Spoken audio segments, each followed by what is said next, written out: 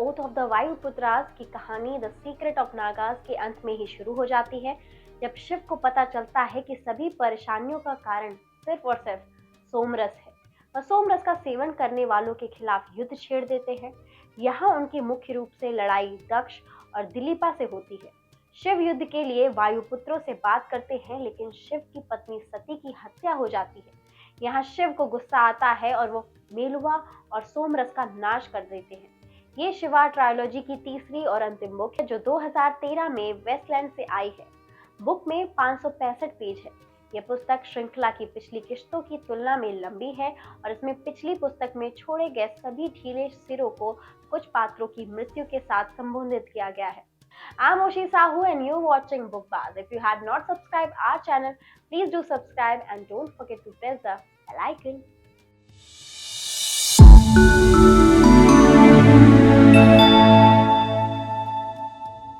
इसके रिलीज होने के बाद द ओथ ऑफ द वायुपुत्र को कहानी और चरित्र चित्रण के लिए सकारात्मक समीक्षा मिली, जिसमें बिजनेस स्टैंडर्ड्स ने त्रिपाठी को इंडिया टॉलकिन कहा। पुस्तक प्री ऑर्डर के लिए 3,50,000 प्रतियों के साथ एक व्यावसायिक सफलता थी और 5 लाख प्रतियों का प्रारंभिक प्रिंट रन था। विमोचन के पहले दिन ही पुस्तक ने भारत में सबसे तेजी से बिकने वाली पुस्तक के रिकॉर्ड को तोड़ते हुए प्रारंभिक प्रिंट रन का पूरा स्टॉक खाली कर दिया। जहां से पिछली किश्त छूटी थी, वहीं इसकी स्टोरी शुरू होती है। पंचवटी की नाग राजधानी में बृहस्पति से मिलने पर शिव को सोमरस की बुराई और भारत के लोगों पर इसके बुरे प्रभावों के बारे में पता चलता है। बृहस्पति बताते हैं कि सोमरस के निर्माण के लिए बड़ी मात्रा में पानी की आवश्यकता होती है, जिसके परिणाम स्वरूप सरस्वती नदी का पानी कम हो गया। सोमरस के निर्माण की प्रक्रिया में उत्पन्न कचरे को तसंगपो नदी में फेंक दिया गया, जो भृंगा क्षेत्र से ब्रह्मपुत्र के रूप में बहती है और इसके परिणाम स्वरूप प्लेग होती है। इसके अलावा नागा शिशुओं के जन्म का श्रेय सोमरस को दिया जाता है, क्योंकि उसके परिणाम स्वरूप कोशिकाओं का मल्टीप्लिकेशन बहुत अधिक दर से होता है, जिससे उनका विरूपण और बहिर्गमन होता है। वासुदेव पंडितों के प्रमुख गोपाल से मिलने के लिए शिव अपने दल के साथ उज्जैन के छिपे हुए शहर की यात्रा करते हैं। गोपाल बताते हैं कि कैसे वायुपुत्र परिषद पिछले महादेव भगवान रुद्र द्वारा छोड़ी गई एक प्राचीन जनजाति, जो पश्चिम में परिहा के सुदूर भूमि में रहती है, जब बुराई उठती है तो अपने जनजाति के एक सदस्य को नीलकंठ के रूप में प्रशिक्षित करती है। शिव इस निष्कर्ष पर पहुंचते हैं कि उनके चाचा मनुभू थे, जो वायुपुत्र के पूर्व सदस्य थे। उन्होंने उन्हें नीलकंठ के रूप में प्रशिक्षित किया। यह देखते हुए कि मेलुआ सोमरस के निर्माण का केंद्र है, शिव राज्य पर एक पवित्र युद्ध की घोषणा करते हैं और लोगों से पेय का उपयोग बंद करने की अपील करते हैं। पर्वतेश्वर मेलुआ में शामिल होने का फैसला करता है, क्योंकि वो सोचता है कि अपनी मातृभूमि की रक्षा करना उसका कर्तव्य है। आनंदमयी उनके साथ है। शिव को ये भी पता चलता है कि महर्षि भृगु पंचवटी पर हमले के पीछे का मास्टरमाइंड है, जो स्वदीपण सम्राट दिलीपा और दक्ष के साथ उसके खिलाफ साजिश रच रहा है। शिव की सहायता के लिए भृंगा, वैशाली और काशी आते हैं। युद्ध की तैयारी शुरू हो जाती है।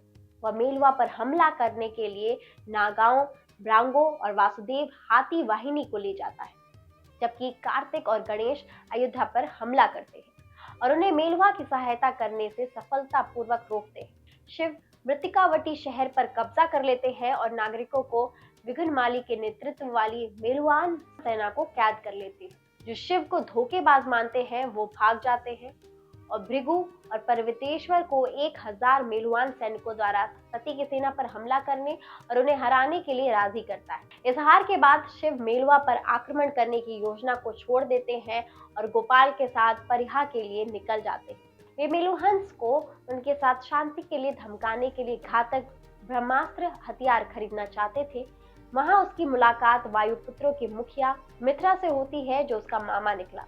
मित्रा वायुपुत्र को आश्वस्त करता है कि शिव ही असली नीलकंठ है और उन्हें पशुपति सत्र देते हैं, जो ब्रह्मास्त्र की तरह सब कुछ नष्ट करने के बजाय एक विशिष्ट लक्ष्य पर कार्य करता है। इसी बीच पर्वतेश्वर काली को आभास देने के लिए फंदा जहाजों का उपयोग करता है कि वह पंचवटी पर हमला करने जा रहा है। चिंतित काली अपनी खोज में बेहतरीन नागा सैनिकों के साथ निकल जाती है। हालांकि उसे अपनी मूर्खता का एहसास होता है कि वो लौट आती है। दक्ष ने शिव की हत्या करने की योजना बनाई और मिस्र के हथियारों को पकड़ने के लिए विघुनमाली को भेजा और शिव के लिए एक शांति संधि तैयार करता है, लेकिन उसकी अनुपस्थिति में सती शांति सम्मेलन में भाग लेती है और सच्चाई सीखती है। वह हथियारों से बहादुरी से लड़ती है लेकिन मार दी जाती है। सती की मृत्यु के साथ युद्ध समाप्त होता है, लेकिन क्रोधित शिव देवगिरी को हमेशा के लिए समाप्त करने के लिए पशुपति अस्त्र का उपयोग करने का निर्णय लेते हैं।